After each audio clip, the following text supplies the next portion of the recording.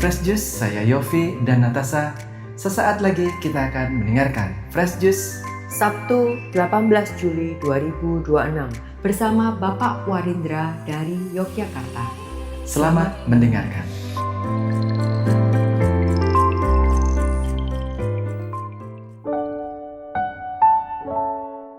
Sahabat Fresh Juice, berkah dalam. Selamat berjumpa kembali dengan saya, Warindra dari Yogyakarta. Semoga semua sehat dan berbahagia hari ini. Marilah kita dengarkan sabda Tuhan, Sabtu 18 Juli 2026. Inilah Injil suci Tuhan kita Yesus Kristus menurut Santo Matius.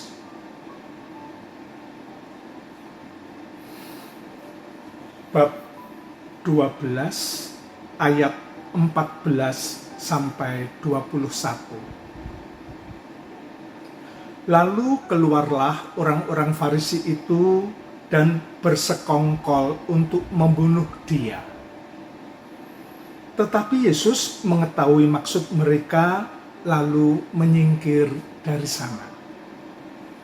Banyak orang mengikuti Yesus dan ia menyembuhkan mereka semuanya. Ia dengan keras melarang mereka memberitahukan siapa dia, supaya genaplah firman yang disampaikan oleh Nabi Yesaya.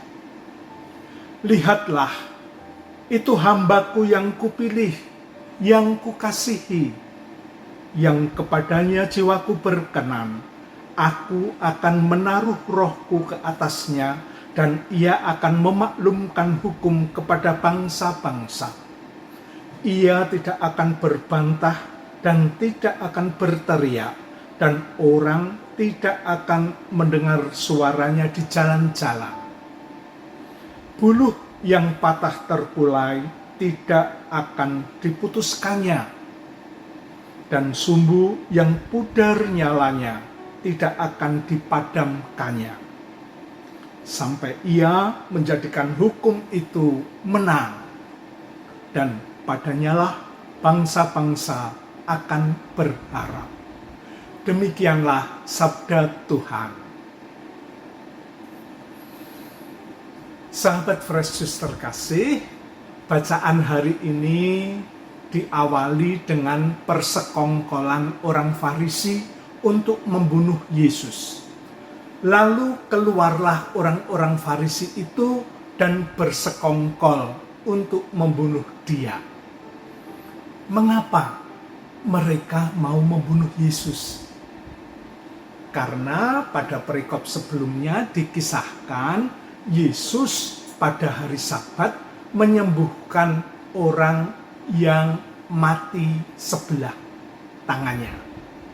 Semua orang, termasuk Yesus, tentu tahu bahwa tindakan itu tidak diperbolehkan pada hari Sabat.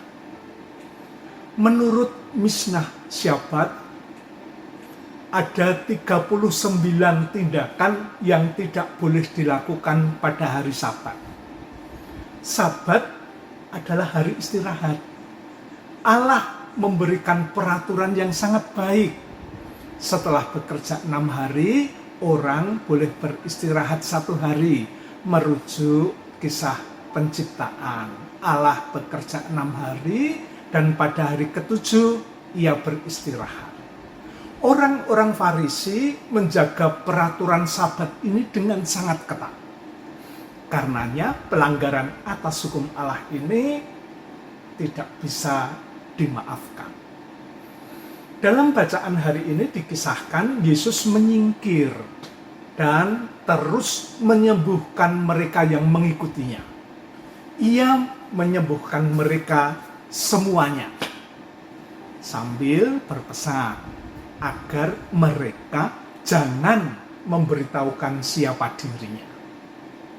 Disusul kemudian kutipan yang kita kenal sebagai nyanyian hamba Tuhan yang disampaikan oleh Nabi Yesaya dalam kitab Nabi Yesaya bab 42 ayat 1-4. Sahabat Fresh Juice terkasih, Konteks jauh nyanyian hamba Tuhan ini ada dalam kitab Nabi Yesaya bab 40 sampai 55. Disampaikan oleh Pater Grunan dalam kuliah kitab suci di Fakultas Teologi Widya Bakti Kentungan Yogyakarta.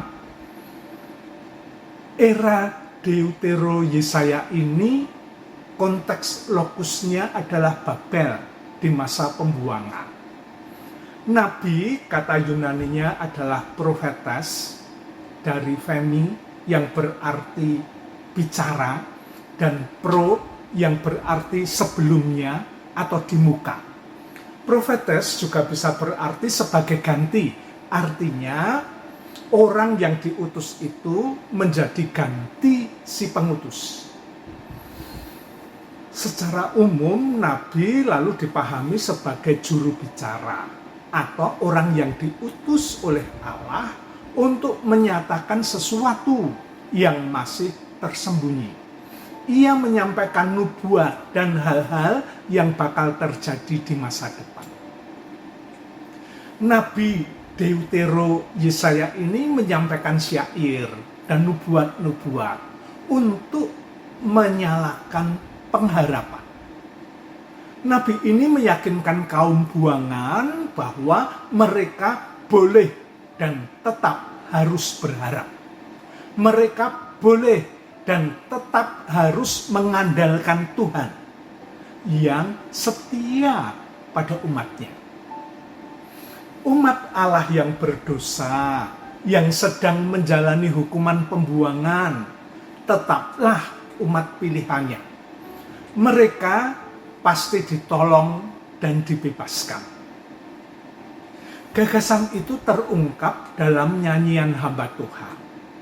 Namun, siapakah hamba Tuhan itu? Siapakah hamba Tuhan yang dimaksudkan? Pater Grunan, beliau ekseget dan pakar kitab suci, dalam kuliah waktu itu mengatakan bahwa para ahli belum sepakat menyebutkan siapa tokoh yang dimaksud dengan hamba Tuhan ini. Apakah ia nabi itu sendiri? Apakah tokoh lain sejaman? Atau tokoh yang dinubuatkan untuk masa depan? Di akhir nyanyian dalam bacaan hari ini disebutkan, padanyalah bangsa-bangsa akan berharap. Nyanyian hamba Tuhan dalam bacaan ini barulah yang pertama. Pada nyanyian-nyanyian kedua, ketiga, dan keempat dalam bab-bab selanjutnya disebutkan bahwa hamba Tuhan itu mewartakan keselamatan di tengah bangsa-bangsa. Juga dikatakan hamba Tuhan itu menderita, bahkan dibunuh, tetapi oleh Tuhan dimuliakan. Lalu dikatakan kematiannya tidak sia-sia. Ia menjadi silih atas dosa kita. Sahabat Yesus terkasih, dengan ciri-ciri seperti itu wajar kalau gereja perdana di masa para rasul meyakini bahwa nubuat tentang hamba Tuhan tersebut tidak lain menunjuk pribadi Yesus sendiri. Seperti tertulis dalam Kisah Para Rasul bab 3 dan bab 4. Dan karya penyelamatan yang mesti diemban oleh hamba Tuhan tersebut nyata-nyata dilakukan oleh Yesus dalam bacaan hari ini. Yesus mewartakan karya nyata penyelamatan bukan hanya dengan kata-kata pengajaran, melainkan dengan tindakan nyata melalui penyembuhan. Itu menyelamatkan. Yesus berkarya nyata menghadirkan keselamatan dengan menyembuhkan orang-orang sakit. Bahkan demi keselamatan itu, Yesus terus melakukannya kendati pada hari Sabat. Ia membawa hukum baru, mengatasi hukum lama yang menghalangi keselamatan. Kabar gembiranya bagi kita, para pengikut Tuhan Yesus yang tidak luput dari sakit, entah sakit fisik maupun rohani ini, dikatakan dalam ayat 15b. Banyak orang mengikuti Yesus dan ia menyembuhkan mereka semuanya. Banyak orang mengikuti Yesus dan ia menyembuhkan semuanya. Sahabat Fresh Juice terkasih, hari ini saat yang baik untuk memohon kesembuhan, mohon keselamatan pada Yesus. Amin. Berkah dalam. Sahabat Fresh Juice, kita baru saja mendengarkan Fresh Juice. Terima kasih kepada Bapak Warindra untuk renungannya hari ini. Sampai berjumpa kembali dalam Fresh Juice edisi selanjutnya. Salam Fresh Juice.